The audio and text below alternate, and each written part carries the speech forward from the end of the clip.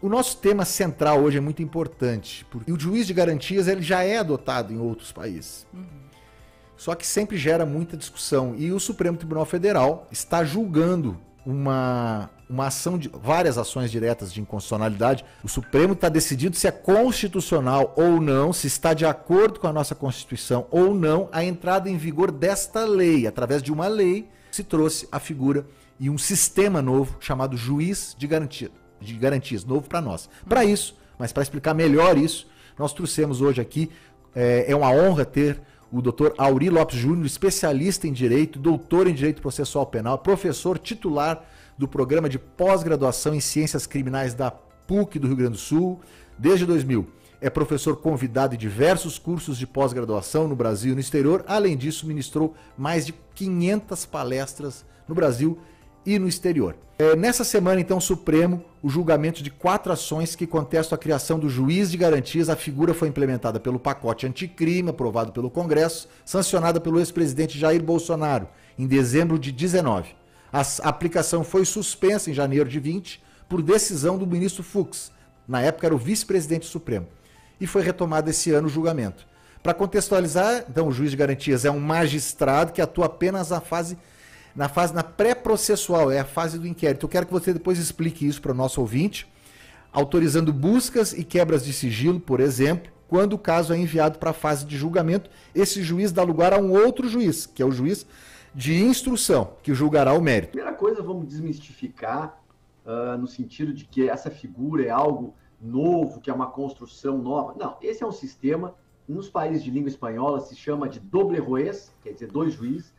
Já existe isso no sistema europeu desde a década de 80, quer dizer, o Tribunal Europeu de Direitos Humanos, lá em 82, depois de 84, já alertou os países europeus dizendo, olha, você não pode ter uma mesma pessoa atuando desde o início até o final, ou seja, atuando lá na investigação, decidindo sobre quebra de sigilo bancário, fiscal, telefônico, prisão, e depois atuar no processo para julgar, porque, numa síntese do tribunal, é um imenso prejuízo que decorre dos pré-juízos, dos pré-julgamentos, das imagens mentais já formadas. Isso é da natureza humana, não está em discussão a bondade ou a maldade de ninguém. Na psicanálise se chama isso aí de efeito primazia, a psicologia cognitiva comportamental já há muito tempo trabalha a partir de uma pergunta tão comum, né, que é, a primeira impressão é a que fica. Isso já gerou dezenas de estudos mostrando, olha, a primeira impressão crava, fixam a imagem, cobram preço. Não é que você não possa mudar de opinião depois, você até pode, mas vamos combinar que isso é contraintuitivo, não é o normal, é mais difícil, dá um estado de sofrimento maior. Quer dizer, um juiz que quebra teu sigilo bancário, fiscal, telefônico, busca e apreensão, te prende, recebe a acusação, aí então ele vai ouvir a tua prova, então vai ter a prova no processo. Ele, ao final, absolver depois de tudo isso, pode acontecer? Pode, mas vamos combinar que não é o normal, porque você já entra no processo nadando contra a corrente, tentando desfazer uma imagem. Então, por conta desse problema cognitivo, que a Europa inteira já foi adotando o sistema duplo juiz. Um juiz atua até um pedaço, recebe a denúncia, o outro vai fazer o processo. Na América Latina, todos os países latino-americanos têm um sistema de 2 juízes. O Brasil tem o processo penal mais atrasado da América Latina. É até muito doloroso para nós ter que dizer isso, porque o Brasil perdeu o trem, digamos assim, das reformas. Um momento, a Europa reformulou seu processo penal ao longo dos final dos anos 80 e início dos anos 90. Quer dizer, a reforma alemã foi em 74, mas foi aperfeiçoada nos anos 80. Portugal altera tudo em 89, Itália altera tudo em 88. Então, os sistemas vão se adequando ao longo dos anos, final dos anos 80 e ao longo dos anos 90. Na América Latina, as reformas também aconteceram um pouquinho mais tarde. O Chile levou 5 anos para fazer a implementação do seu código, foi ao longo dos anos 2000, até 2004, 2005 implementando. Mas Uruguai, Argentina, Paraguai, todos já têm esse mesmo sistema, tudo já implantado. E o Brasil foi ficando para trás, com um código de 1941, e é importante as pessoas entenderem que esse nosso código, Max, ele não é nenhuma lei votada no Congresso, ele é um decreto-lei. O Congresso Nacional estava fechado. É um decreto-lei, uma estrutura autoritária, inquisitória e principalmente uma estrutura arcaica de 1941, sabe? Bom, é a hora de mudar, já passou até a hora de mudar, nós já deveríamos ter mudado tudo há muito tempo, foi ficando para trás. Em 2009, se fez um Código de Processo Penal inteiramente novo, em 2009. E isso está até hoje tramitando. E nós seguimos fazendo reforminhas cosméticas, pontuais. Então, em suma, não é uma figura nova, o mundo já conhece, não é uma criação tupiniquim, ponto 1. Ponto 2, é necessário? Sim, é necessário. Como é que funciona? O processo penal é dividido basicamente, grosso modo, de forma bem simples, em duas grandes fases. Uma fase inicial, por exemplo, fui vítima de um crime. Você vai na polícia, registra a ocorrência, a polícia faz uma investigação, vai tentar apurar quem é o autor, quem é o crime. Então, esse é o nosso inquérito policial, uma investigação preliminar. Esse inquérito é concluído, vai para o Ministério Público, que vai oferecer uma denúncia, ou seja, uma acusação formal. Então, aí, se o juiz receber, começa a fase de processo mesmo, processo em sentido estrito, processo penal de verdade. Começa a partir daí. Então, aí nós temos juiz, temos acusação, temos defesa, vamos ter várias audiências, vamos produzir a prova, vamos gerar uma sentença. Maravilha. Qual é o problema? É que o juiz que lá na investigação decide, ele não faz de ofício, graças a Deus, né? Mas ele decide quando chamado. Então a polícia começou a investigar alguma coisa. Pega a Polícia Federal, essas grandes operações que a gente está vendo. Eu preciso fazer uma quebra de sigilo bancário, fiscal. Pede para o juiz. Esse juiz analisa o caso e decide, sim ou não.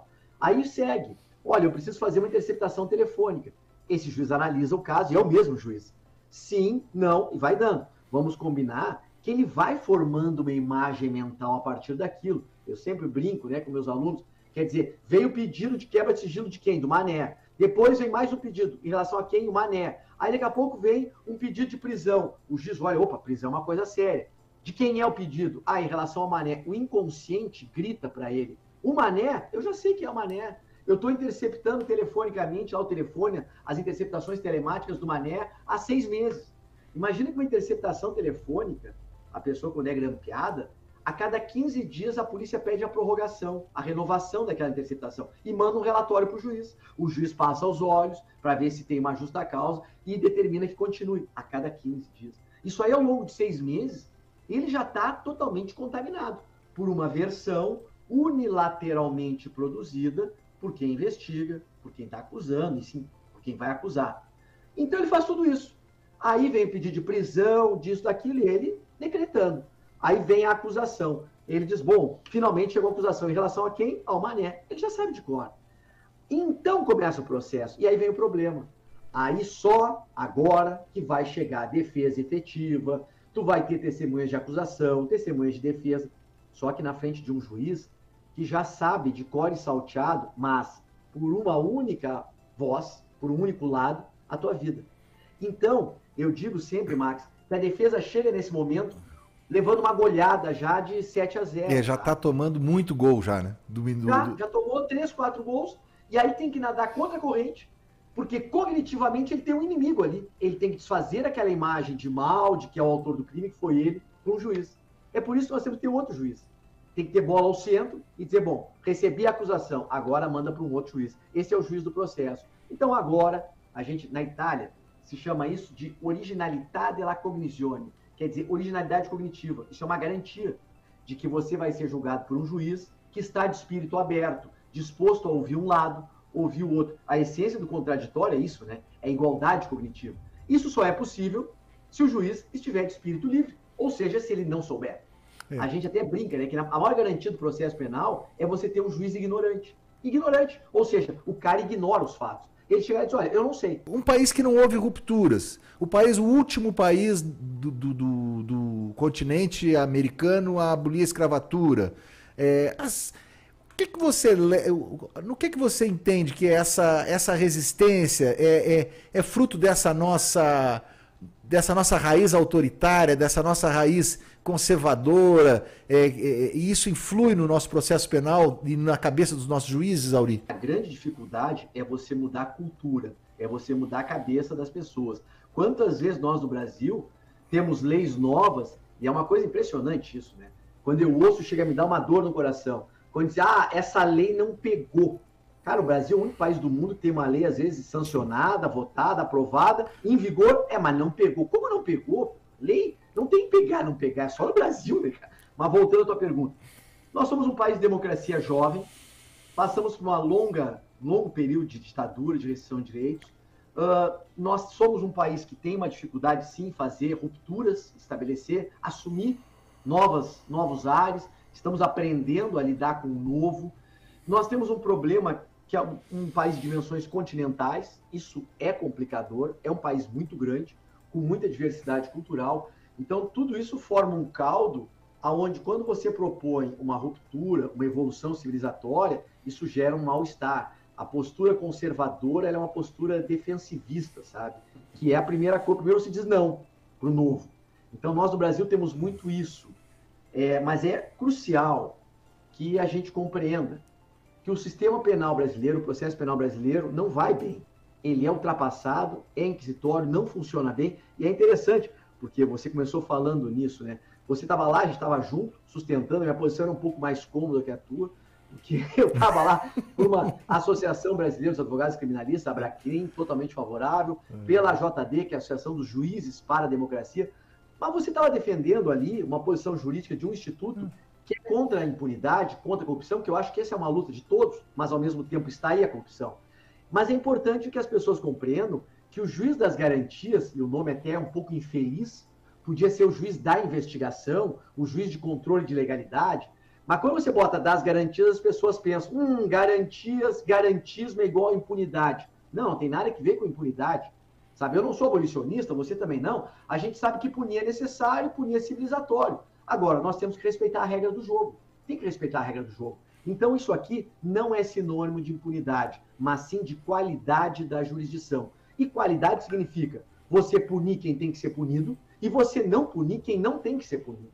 Nós temos um sistema perverso. A gente pune mal, se pune muito e mal. E tem muita gente presa que não deveria estar presa e muita gente solta que deveria estar presa. Quer dizer, é um sistema... Então, realmente nós precisamos mudar. Agora, é uma dificuldade cultural, sim. Sabe, o pessoal acha, isso vai gerar mais custo. Bom, primeira coisa, é claro que algum custo vai se ter. Não é um custo estratosférico, como alguns falaram, algumas instituições. Não, não é. Porque nós não vamos criar uma nova carreira da magistratura. É apenas uma divisão de competência. Na Europa, juiz prevento é juiz contaminado que não pode julgar. O Brasil fez uma opção, que é juiz prevento é o que vai julgar. Nosso código diz, o cara que é prevento, aquele que tocou primeiro é o que vai ser. A Europa já há muito tempo disse não, vai ser 2. E outra coisa, né, Max? A gente não teve tempo naquela sustentação oral, porque era 5 minutos, né? Mas se a gente parar a pensar, quando estive no Uruguai, me chamou a atenção os juízes uruguaios, muito felizes com o sistema novo, entre outras coisas, porque eles estavam trabalhando menos. Menos. Porque se o cara antes fazia tudo, do início até o fim, ele tinha que cruzar na área, correr na área, cabecear também, ser goleiro, porque tinha que dar sentença no final. Agora não. Ou ele atuava até a denúncia, até a acusação e parava, e mandava para outro, ou ele era o outro. Ele pegava já a coisa encerrada, a investigação, só para instruir. Ele só fazia, ele só lançava o escanteio, só batia o escanteio. Não precisava correr na área, nem ser goleiro, que é um faz de contas cognitivo, né? A gente faz de contas. O faz de contas cognitivo é você, no modelo brasileiro hoje, achar que o juiz está totalmente aberto para te ouvir. Não, ele já está contaminado, cara. Ele já te olha atravessado, até você desconstruir a imagem. Se conseguir desconstruir. Se conseguir, porque aí é só no tribunal. É viável. Investimento um pouco vai ter que ter. Sabe, como eu falei lá, e muita gente gostou, mas é verdade.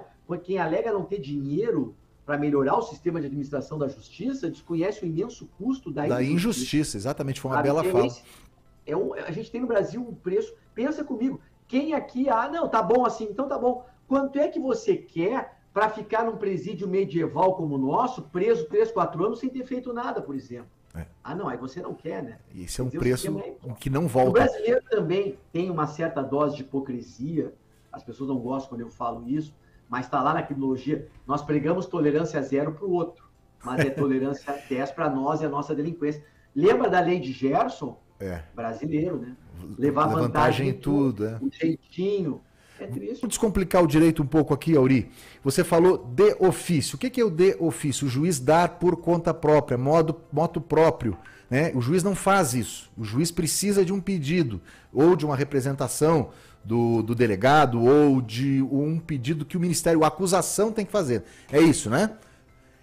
Então, no passado, até para as pessoas entenderem, nós já tivemos Idade Média, sabe, 1372, Manual dos Inquisidores, a própria Inquisição toda. O que era um sistema inquisitório? Uma mesma pessoa fazia tudo. uma mesma pessoa, o inquisidor, investigava, ouvia e depois decidia. Bom, a humanidade viu que esse não era um bom sistema. Começamos a fazer repartição de poderes, inclusive de poderes, né? Executivo, judiciário, legislativo. E aí eu tenho alguém que investiga, alguém que acusa, alguém que defende e outra pessoa para julgar. Fomos repartindo cada um no seu quadrado. Bom, a jurisdição, ou seja, o poder do juiz, o juiz tem que atuar mediante invocação. O juiz não tem que sair atuando de ofício. Isso não é bom, não é saudável, nem para a estrutura processual. Então, o juiz é o cara que está afastado, você pede, eu te ouço, você fala e eu decido. Essencialmente, a jurisdição é o ato de decidir a partir do que lhe é pedido. Não é bom, não é adequado, não é boa qualidade, quando o juiz diz, não, deixa que eu vou cruzar o escanteio, correr na área, cabecear, fazer o gol, mas eu também ser o goleiro. Não serve. Então, em suma, juízes não devem realmente agir de ofício. Juízes devem agir mediante invocação, porque uma regra básica para você ter um juiz imparcial, um juiz afastado, é exatamente essa, né? Você pede, eu te ouço e aí depois eu decido. Esse é um ponto básico. Isso é muito importante para que os nossos ouvintes, especialmente aqueles que não são do mundo jurídico, consigam compreender que o juiz ele não acusa. O juiz está ali para julgar, fazer a mediação entre o diálogo da defesa e da acusação. Uma das motivações dos parlamentares para a inovação foi evitar a repetição dos abusos cometidos por juízes da Operação Lava Jato. E aqui eu quero fazer um parênteses. Ali, apesar do juiz não partir dele, né, oficialmente, a acusação, se provou depois disso, né, através de reportagens da Intercept, que havia um relacionamento, vamos dizer assim, promíscuo entre o juiz Sérgio Moro e os procuradores da Lava Jato. Então ali parece que essa regra aí, que é uma regra que começou lá no Iluminismo, parece que foi quebrada. Eu queria que você falasse sobre isso, Auri. E aqui tem um restante. Ó. O Moro foi declarado suspeito para julgar o presidente Luiz Inácio Lula da Silva pelo STF. A implementação do juiz de garantias pode evitar situações como essa? Bom, vou começar pelo fim só para chamar atenção um detalhe. A gente não está dizendo que o juiz das garantias é a solução para todos os males. Não é. É uma medida importante de redução de danos. Ajuda, óbvio, mas não é assim a revolução copérnica. Não. Nós temos que ter um sistema acusatório, que é outra coisa que a gente está brigando nesse pacote. O que é um sistema acusatório? É essa radical separação das funções, aonde você tem alguém que acusa, diferente de quem julga, e quem julga está afastado. E tem que estar afastado até o final. Isso é uma luta que no mundo inteiro já se superou, e nós aqui ainda seguimos com este problema. Então, em suma, não é a salvação da lavoura, entendeu? Bom, Lava Jato. A Lava Jato foi um capítulo horrendo da história processual penal brasileira. Em 2014, Max, quando começou a Lava Jato, eu escrevi um artigo junto com o Alexandre Moraes da Rosa, não o ministro, né, o outro Alexandre, que o título era esse, né? Quem vai julgar os futuros processos da Operação Lava Jato? Começou. Nós nem imaginávamos aquelas conversas do TCF Brasil. Não. E aí nós já dizíamos, obviamente, em nenhum país civilizado vai ser o mesmo juiz, esse que decretou todas as quebras e que ainda homologou delações premiadas, é claro que não pode ser ele a julgar. Mas, ao mesmo tempo, nós sabíamos que seria o mesmo. Seria o mesmo. Sim, porque o sistema é esse. Naquele momento, até a briga não era pessoal com o Moro. O que a gente deixava muito claro é, qualquer pessoa neste lugar está contaminada pelas circunstâncias todas. Bom, depois se comprovou que a coisa era muito mais grave, que era um projeto de poder, que se estabeleceu uma relação incestuosa, que havia combinação de teses, ou seja, que houve um enxovalhamento total do processo penal e, principalmente, era uma... Cara, eu vou te dizer assim, ó, até porque como eu trabalho muito na Lava Jato, quando a gente começa a ler a fundo as conversas, chega a causar até uma revolta, causa nojo você vê a maneira como eles se referiam às pessoas que estavam sendo investigadas, as estratégias para humilhar não só o acusado, mas já que o acusado não queria fazer uma delação, tinha que humilhar a mulher dele, as filhas, como a gente viu, sabe? Quer dizer, foi uma coisa realmente asquerosa, que espero que nunca mais aconteça.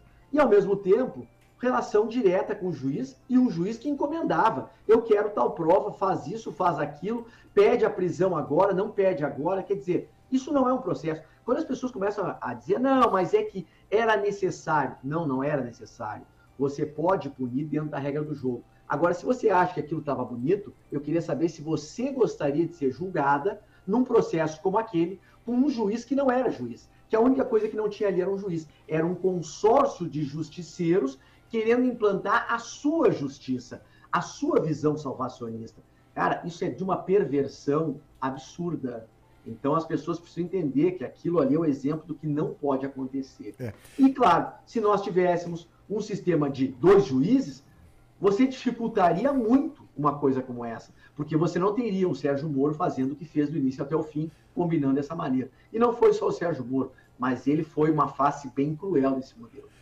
Auri, isso é importante, porque eu vi é óbvio que é importante, mas e aí nós vamos entrar num outro assunto que é importante, tem a ver com esse nosso tema, que o Sérgio Moro, na hora de sabatinar lá o Zanin, ele até foi muito educado, que o Zanin fez perguntas, né, que são necessárias, enfim, mas uma pergunta dele me chamou muito a atenção, que ele perguntou sobre a validade de se usar a prova ilegal ou a prova ilícita, e a gente sabe que aquelas interceptações do Intercept são provas que não foram autorizadas pelos juízes, não é? Então isso aconteceu.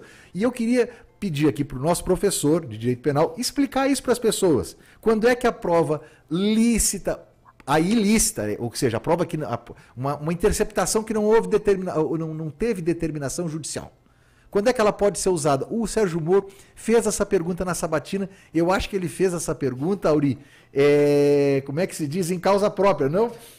Foi. Ele é um hipócrita, entendeu?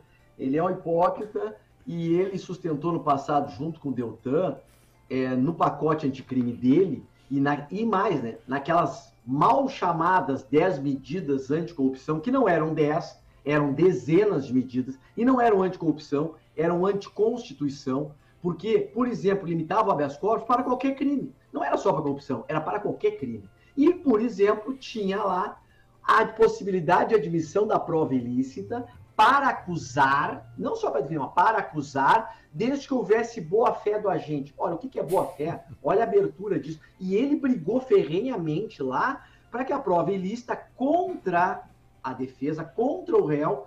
E aí você se pergunta, mas a prova ilícita... Calma, a prova ilícita pode ser uma quebra de sigilo ilegal, como pode ser entrar na tua casa sem mandado judicial, entrar na tua casa, que é um asilo inviolável do indivíduo, está na Constituição, e eu entro na tua casa, faço uma devassa e não tem nenhum controle sobre o que é encontrado, nem sobre como é feito, e eu uso isso para te condenar.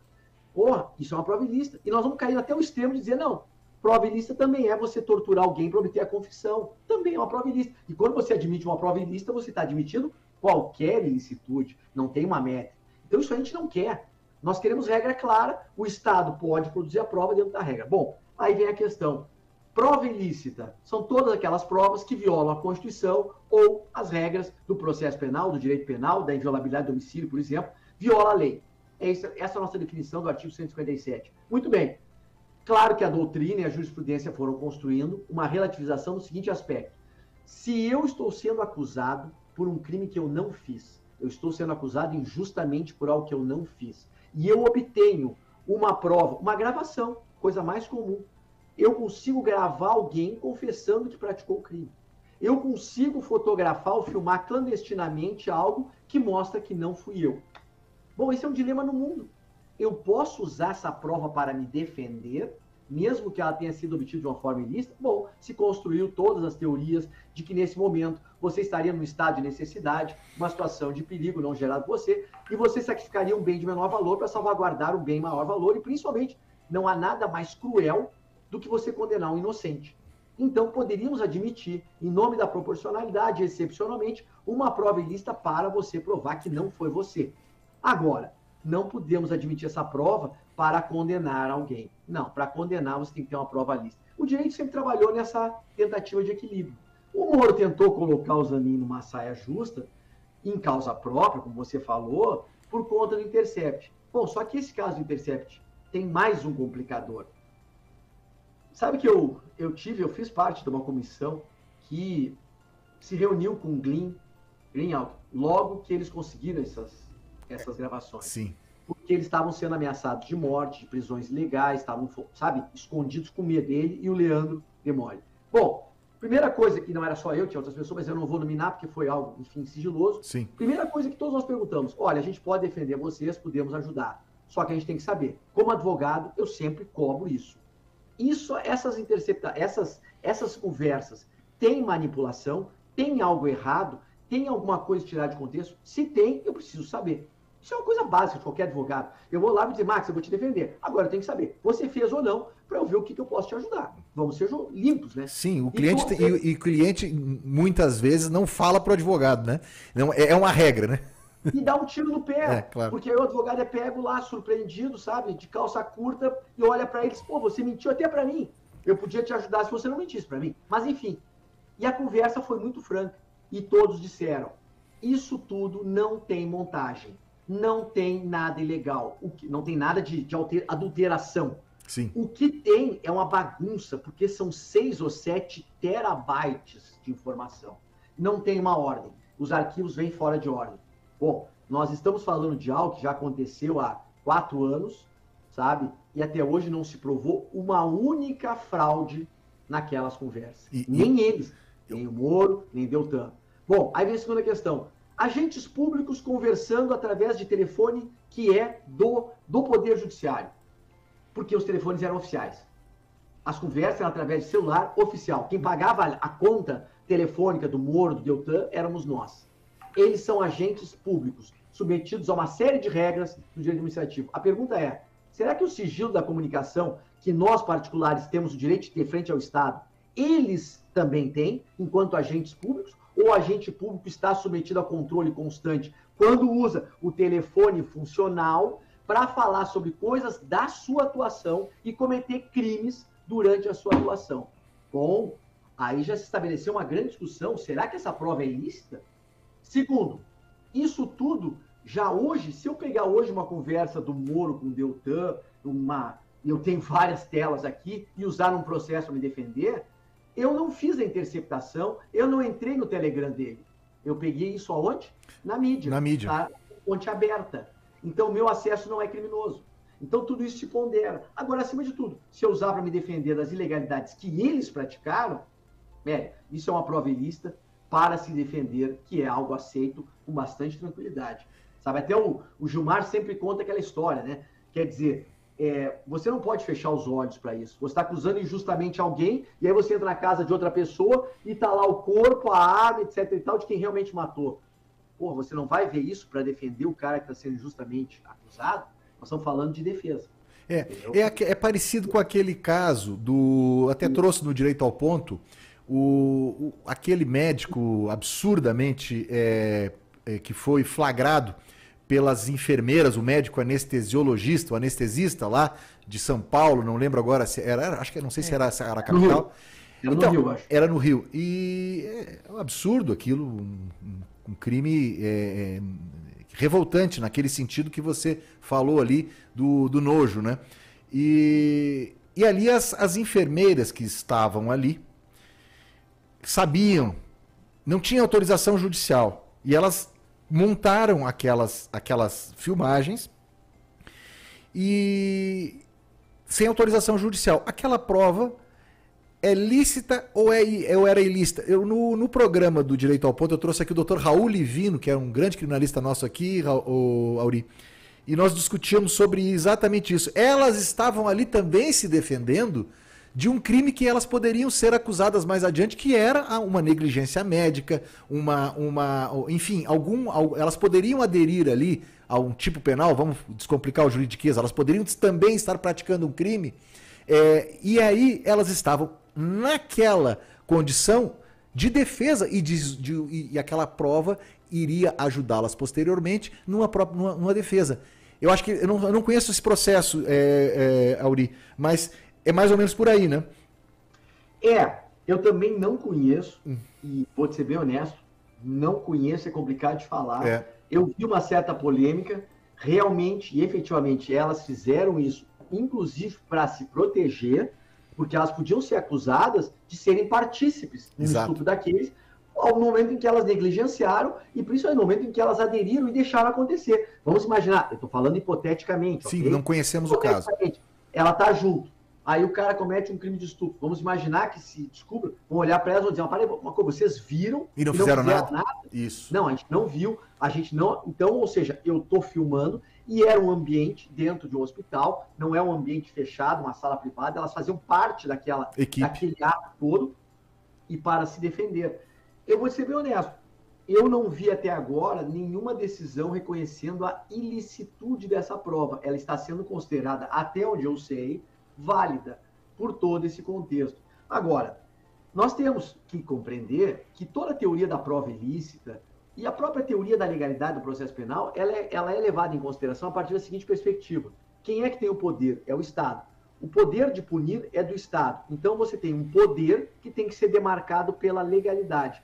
Essa regra é uma proteção do indivíduo frente ao Estado. 99% da discussão que a gente tem sobre prova ilícita, o que é? É o Estado, polícia, o Estado, investigação, o Estado, julgador, é o Estado invadindo a tua esfera de proteção. E essa é a ilicitude que nós temos que realmente proteger. Porque se o Estado, que é o todo-poderoso, não respeitar a regra do jogo, velho, aí nós estamos ferrados. Exatamente. Que era o que acontecia até o iluminismo, né? E outra, as pessoas precisam entender assim, ó, punir é necessário, punir é civilizatório, mas não é a qualquer custo. Não se combate crime cometendo crime. Sabe, assim, ó, desculpa, né, a gente vai falando. Ontem eu estava discutindo com a minha filha, eu tenho 4, então era do meio, ela tinha visto, ela tem 14 anos, e ela viu o filme Tropa de Elite. E ela estava muito impressionada. E eu fiz uma sabatina. O que tu entendeu do filme? Porque eu gosto muito do Luiz Eduardo Soares, é meu amigo, foi um dos produtores do filme. E o Luiz Eduardo, logo que saiu Tropa de Elite, ele me confessou, numa palestra aqui na PUC até, que ele estava muito triste, porque a imensa maioria das pessoas não tinham compreendido a mensagem do filme. Ficaram muito nos chavões, né? Bota no saco, missão dada é missão cumprida, mas não compreenderam que o filme era muito mais rico. O filme colocava em choque o seguinte, o Estado combatendo o tráfico, certo? Mas é o Estado, ao mesmo tempo, corrupto, o Estado torturador. Quer dizer, até que ponto, quem é o bonzinho, quem é o mal, quem é o delinquente ali? Nós não podemos entrar num vale tudo assim, porque senão o Estado é tão delinquente quanto o delinquente que ele se propõe a combater. Isso não é evolução. Nós estamos quase nos chegando ao final. Quero fazer 2 perguntas, aproveitar aqui essa aula que a gente está tendo hoje. Quem está nos ouvindo, é muito importante o que está sendo dito, de maneira clara, de maneira concisa, de maneira que possa ser compreendido pelos que não são do mundo jurídico. A gente sempre fala isso porque é importante, mas eu tenho 2 perguntas finais. A primeira é com relação no filme, Auri.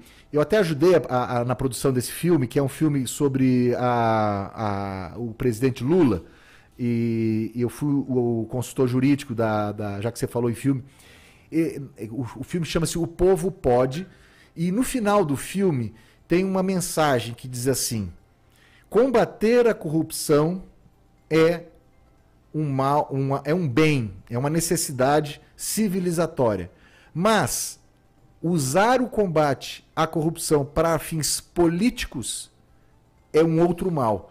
Queria que você refletisse, fizesse uma reflexão rápida sobre essa afirmação do filme e depois falasse sobre as perspectivas que você tem sobre o resultado lá do julgamento do juiz de garantias. Não, essa questão é sabe aquelas frases que dá tese, né? É uma frase que dá tese. Ou seja, tem muito que se pensar nisso tudo. É claro que a corrupção ela é um problema sério, ao mesmo tempo a gente combate, ninguém é a favor da corrupção, mas ela está aí. E você segue estando aí com alguém que corrompe e alguém que é corrompido. Então a gente também tem uma hipocrisia. E as corrupções da vida começam nisso, né? É o descaminho, é o contrabando, é a compra lá no camelô sem pagar o imposto, é bater no teu carro, tu vai no desmanche, compra uma peça, a mais barata, pode vir até suja de sangue, tu lá bota teu carro, o que importa é que você levou vantagem, entendeu? Cara, isso são as pequenas corrupções, e até grandes, que vão minando uma estrutura social. Você não estabelece uma sociedade séria, evoluída e avançada com esse tipo de pensamento. Agora, nós não podemos, em nome do combate à corrupção, que é legítimo, nós cometermos crimes e colocarmos um Estado tão criminoso quanto, sabe? Então, por exemplo, na Lava Jato, tem um detalhe importante. Ali as pessoas acham que foi uma grande cruzada contra a corrupção. Nós temos um sistema eleitoral complicado. Sim, o grande pano de fundo, Max, da Lava Jato foram, em grande parte, tem corrupção? Tem, mas em grande parte ali era dinheiro de caixa 2 para fomentar a campanha e um sistema político mega complicado. Quando você passa para verba pública e começa a enxugar, começa a melhorar a coisa. Mas eram campanhas milionárias e o dinheiro sai da onde? Então, grandes empresas davam dinheiro, doavam para a campanha do candidato A, do B, do C, mesmo todos eles antagônicos. O que importa é o estar doando. Então, essa é uma estrutura muito corrompida, que gerou isso aí. Só que tem um problema. No fundo, se hoje nós pararmos para pensar, eu não estou fazendo nenhuma campanha política aqui, mas vamos parar a pensar. Acabou as grandes empresas da construção civil brasileira. Quebramos, da Queiroz Galvão, a Odebrecht, todas, OAS, quebramos tudo. O que nós ganhamos com isso? Quer dizer, a Lava Jato poderia ter punido, sim, sem ter gerado tanto estrago. Ela foi até mais perversa, ela quase quebra o país. E eu não estou dizendo que não era para punir, pode punir. Agora, pune o cara que está lá, que corrompeu, não quebra uma empresa. Quantas milhares ou milhões de pessoas foram para a rua e pagaram o preço da Lava Jato, porque as empresas que elas trabalhavam quebraram e elas não tinham nada que ver com corrupção, cara. O cara é salário mínimo, trabalhador lá, mas tu quebrou, tu matou a galinha, tu matou tudo, tu quebrou os ovos todos, tu destruiu o galinheiro, tocou fogo em tudo. Não, isso é um grande erro. Foi um grande erro. Agora, ali tinha uma questão importante, que agora está se vendo, né? E existia uma grande reclamação das empresas internacionais, muitas empresas americanas, reclamando que o nível de corrupção no Brasil era muito alto e era muito caro, e isso estava gerando uma concorrência desleal internamente. Então, tinha um interesse muito mais concorrencial também. Então, eu não estou fazendo uma apologia anti-imperialismo, mas é importante situar. Quando você vai ouvir as conversas, você vê que os caras pactuaram com multas, alimentaram o sistema americano com possibilidade de multas astronômicas contra o Brasil. Sabe? Que não entendo isso, cara. E a perspectiva com relação ao julgamento do juiz de garantias, o que você acha? A primeira coisa, é viável o juiz de garantias? É viável, vai ter um custo, não é tão alto. Concordo com você, 30 dias é impossível, 180 dias também era impossível. Foi um erro imenso dessa lei. Se lá atrás tivessem botado 1 ano de vacatio legis, talvez a gente não tivesse tido metade desses problemas de aplicação hoje. Seria o razoável. Bom, já passamos 3 anos, agora a luta é, o que vai ser? Eu acho que o Supremo vai declarar que as ações são improcedentes e que, portanto, o juiz das garantias, sistema acusatório são instrumentos constitucionais, que a lei do pacote anticrime, 13964, é constitucional. O meu medo é a modulação de efeitos de aplicação do Instituto e a vacácio, como vai se dar. Exato. Eu tenho muito medo que flexibilizem. Os estados, conforme as suas possibilidades, vão ter tempo, vão implantando como puderem. E aí não vai mudar nada. Entendi. Não vão implantar. Esse é o medo. Então tá. Eu também acho isso, Auri. Acho que o Supremo deverá julgar improcedente, vai modular, vai ser um julgamento lá. Hoje até falei isso lá no plenário do Supremo para o Alberto Pavi, que é o nosso colega que fez a inicial da AMB. Eu disse que vai sair alguma coisa tipo Raposa Serra do Sol, com quase uma legislação. Eu acho que vai ser alguma coisa assim, e eu tenho receio também que caia que caia em algo que se cria uma comissão para não arrumar o problema. Né? No Brasil tem essa coisa, se você quiser não resolver um problema, você cria um grupo de trabalho, uma comissão. Então, fazendo um paralelo, esse é o medo que o doutor Auri Lopes Júnior tem, eu também acho que isso pode acontecer, mas eu vi ali um Supremo com vontade de avançar em algumas falas de alguns ministros. Auri Lopes Júnior, eu quero agradecer imensamente a tua presença aqui no Direito ao Ponto, dizer que foi uma honra a tua presença nesse debate, enriqueceu muito a nossa noite aqui. Quem escutou hoje teve a oportunidade de entender o direito penal, o juiz de garantias. Um abraço para você. Max, foi um prazer imenso, uma honra falar com você, muito obrigado, até a próxima, um abraço. Um abraço, felicidades. Eu agradeço a sua atenção, quem esteve até agora conosco, ouviu do carro, de casa, da rua, do YouTube, ao vivo, ou pelo podcast. Nós temos o podcast que fica lá no Spotify. Não se esqueça, toda quinta às 7 da noite eu estou aqui com você. Me siga nas redes sociais, @MaxTelesca no Instagram e no YouTube do Direito ao Ponto.